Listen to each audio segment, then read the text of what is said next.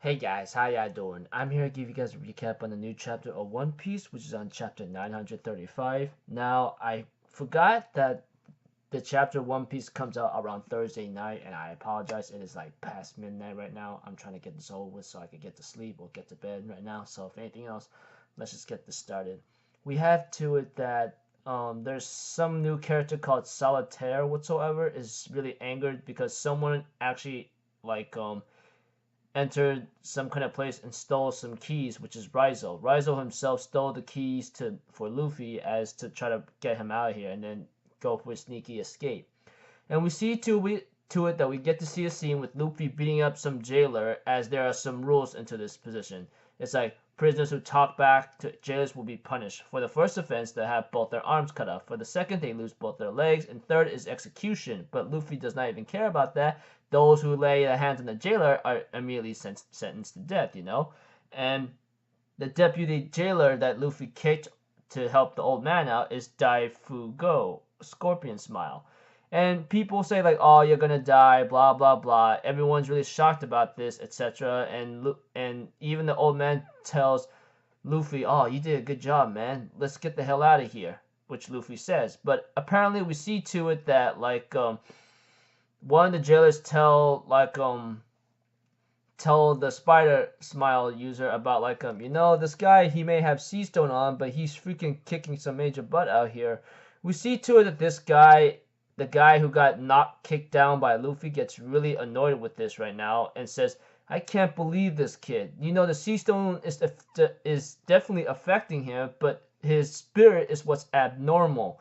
And we see to it that we have the head jailer coming to take on Luffy, and he ends up doing an elephant sneeze and blasted him pretty badly. Unfortunately for Luffy, he goes down in one hit because he has Sea Stone on. Not to mention he can't use Haki, which really sucks right now. Which I go like, ah man, that stinks. So I'm guessing since Luffy can't really use Haki, especially since Sea Stone comes on him, he doesn't have the advantage.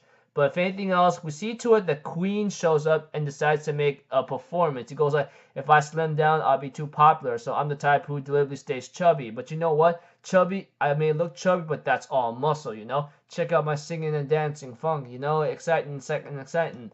And everyone's like cheering on for Queen. And we get to see Queen's bounty. That's like 1,320,000,000 berries, dude. Yes, you heard me correctly. If you guys read the chapter, you would know that Queen of the Beast Pirates, Queen the Plague, has a higher bounty than Katakuri, which I go like, holy motherfucker, man. My only question is, what's King's bounty, man? That guy, I need to know what's his bounty, man. We all had to speculate or wonder that the Beast Pirate right hand man of Kaido would have a higher bounty than Katakuri, but I question what kind of abilities do they possess, which we'll have to figure out later. We see to it that Queen orders Baba Nuki to tell him what the issues are. He ends up telling him, okay, Eustace Kid has escaped. He goes like, "What? What's number two? The Sea Stone cuffs have been stolen." He goes like, "What? What's number one? Straw Hat Luffy's on the run." He goes like, "Get him over here, you big oof!" And we see to it that we go back to Ibisu Town where where this guy who's a friend of Zoro or something ends up talking to the Straw Hat of Frankie, Usopp, and Law. Well, Law's not part of the Straw Hats, but in alliance with them. We see to it that he informs them that you guys just missed Zoro, you know? He went and ran off because it says my sword was stolen or something, which I go like, "Zoro, you just got your sword stolen again? First it's just Rosa, and now it's Wano? Dude, man, you need better security on having to hold together with your things, alright?" And we see to it that everyone's wondering, "Hey, where did Sanji go?" And they go like, "Oh, wait a minute, you gotta be kidding me." And we go to the Flower Capital Public Bathhouse. Now, I will say this for sure. A lot of people say that this is really unnecessary, which I have to agree with. I go like, "Hey, man, we have enough fan service from from many series already. Although One Piece has its own babazangas, you know, don't try to show it off too much. But you know, the series is a series, and you're gonna have your ooh la la moments here and there.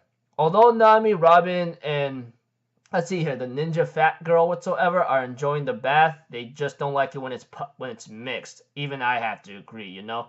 Whatever the case may be, that they decide to get the heck out of here, and they end up having to talk about a couple things.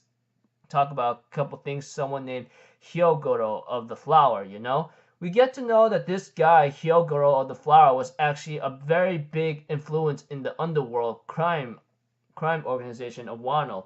We get to know that like when he ran the underworld, he had so much influence of the villages and everything else that Odin himself actually idolized him.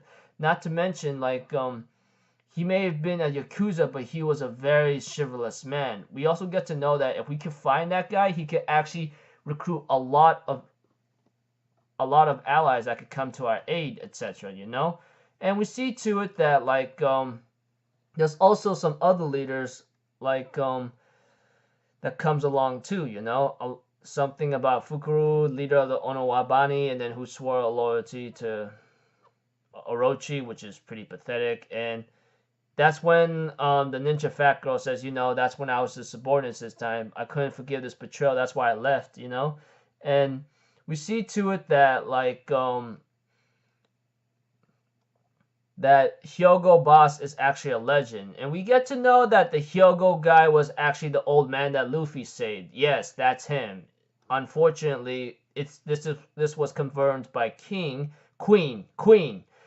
and he tries to convince Luffy, join our crew and Kaido will pardon everything you've done. And Luffy tells him up by saying, oh, shut up, that's not gonna happen.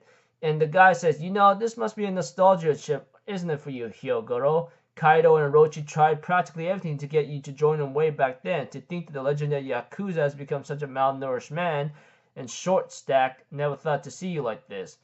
And Hyogoro tells Queen, like, you could do whatever you want with me. Just spare this young man's life, okay? And everyone is really shocked that Hyogoro is actually that short man. Even I was surprised. I never paid attention too much when it comes to certain detail that was supposed to be given out, but we see to it that Queen decides, you know what? I know of a good way to get the crowd riled up, you know? And we see to it that, like, that Raizo's trying to figure out how to get to Luffy because he already has the key to his sea stone cuffs, you know? And we see to it that someone was talking to Raizo and says, hey, Raizo, it's me, Kawamatsu. Is Lord Momonosuke safe? Even Raizo's like, wait a minute, you're Kawamatsu? The way how he reacted in the end. So overall, this chapter looked really simple. Nothing much I can give out. All I could say is like some new girl. This is Lady Solitaire is here and Raizo steals the sea stone cuffs to Luffy, the keys to Luffy's cuffs.